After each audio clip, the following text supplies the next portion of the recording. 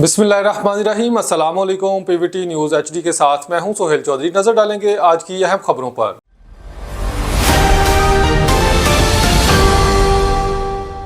साबिक वज़ीर आज़म की हालत तशवीशनाक, ICU मुंतकिल। अहम खबर से आपको आगाह करते चलें कि बांग्लादेश नेशनलिस्ट पार्टी BNP की चेयरपर्सन और साबिक वज़ीर आज़म बेगम खालदा ज़िया की हालत तशवीशनाक हो गई है। इन्हें ढाका के एवर केयर हस्पताल के इंतहाई निगहदाश्त के वार्ड में मुंतकिल कर दिया गया है।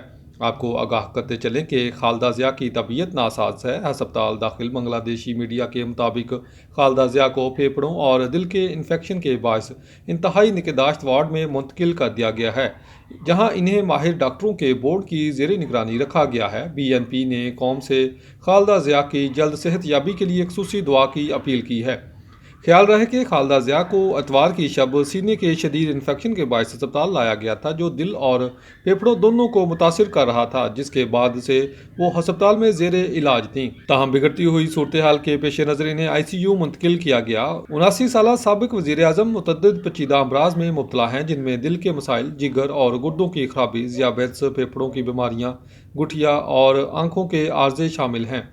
इनके दिल में मुस्तकिल पेश मेकर नस्ब है और वो पहले 20 स्टंट लगवा चुकी हैं। मई में लंदन से इलाज करवाकर वतन वापसी के बाद से खालदा ज़िया एवर केयर हस्पताल में बाकायदा तबई मायनों से गुजारा रही हैं। इनके अहल खाना बशमूल तारिक रहमान और जुबैदा रहमान डॉक्टर से मुसलसल राब्ते में हैं और इनकी ताज़ा तरीन सेहत की सूरत हाल से आगाह रहते हैं।